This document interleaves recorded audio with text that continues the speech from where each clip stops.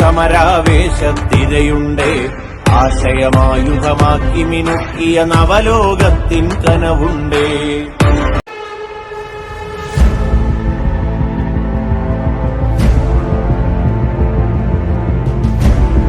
Hello friends, ഞാനിപ്പോൾ കണ്ണൂരായുള്ളത് CPIഎമ്മിൻ്റെ കണ്ണൂർ ജില്ലാ committee ഓഫീസിൻ്റെ ഉദ്ഘാടനമായിരുന്നു. അപ്പോൾ നമ്മൾ അഴീക്കോട് മന്ദിരവും അതുപോലെ തന്നെ മുഖ്യമന്ത്രിയുടെ ഉദ്ഘാടന ചടങ്ങും എല്ലാം നമുക്ക് കാണാം. ഞാനിപ്പോൾ കോൺഫറൻസ് ഹാളിലായുള്ളത്. അപ്പോൾ വീട്ടിലേക്ക് എല്ലാവർക്കും സ്വാഗതം.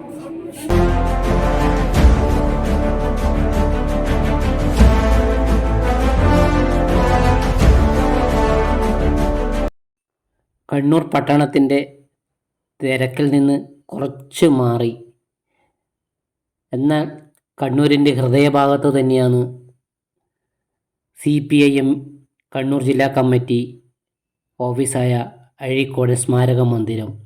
5 നിലകളിലായിട്ട് തലയെടുപ്പോടെ ഏതൊരു കമ്മ്യൂണിസ്റ്റുകാരനും അഭിമാനിക്കാവുന്ന കൊട്ടാര സമാനമായ 2024 ഫെബ്രുവരിയിൽ തറക്കല്ലിട്ട ഈ കെട്ടിടം കഴിഞ്ഞ 20 മാസം കൊണ്ടാണ് ഇന്ന് കാണുന്ന രൂപത്തിലേക്ക് പണി പൂർത്തിയാക്കിയത്.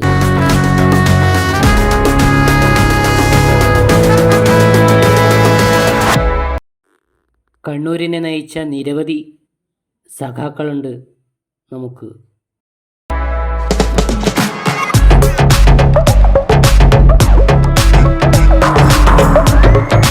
AV Kunhambu, KPR Gopalan, MV Raghavan,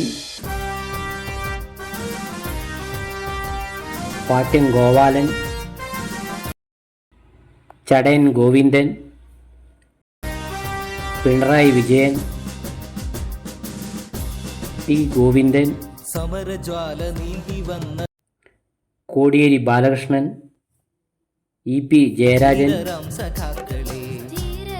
MV Govindan, P Sasi, P Jayarajan, MV Jayarajan, KK Ragesh,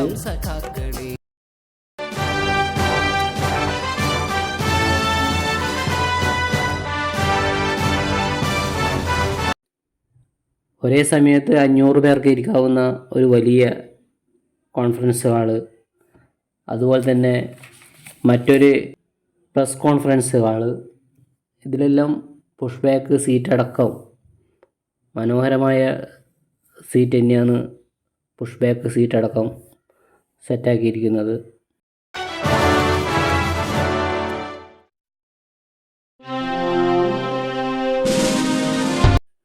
എടുത്തു പറയേണ്ടത് ഇതിൻ്റെ ഡിസൈനാണ്. ഏത് ഫ്ലോറിൽ കയറി കഴിഞ്ഞാലും വളരെ ദൂരെ കണ്ണൂർ പട്ടണത്തിൻ്റെ വിവിധ ഭാഗങ്ങൾ കണ്ട് ആസ്വദിക്കാൻ പറ്റുന്ന രീതിയിൽ തന്നെയാണ് ഇത് ഡിസൈൻ ചെയ്തിട്ടിരിക്കുന്നത്.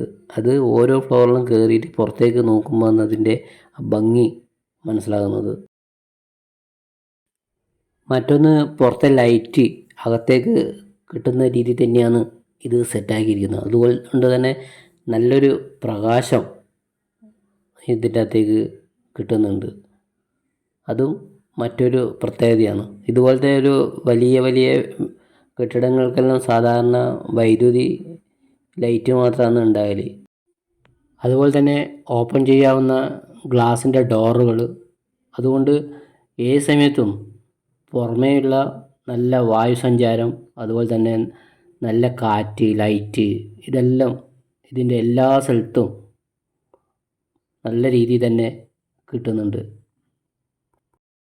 നവഭാരത നിർമ്മിതിയുടെ ചെങ്കൊടി പതാകയേന്തി കർമ്മവീഥി താണ്ടിയെത്തും ധീരരാം സഖാക്കളെ.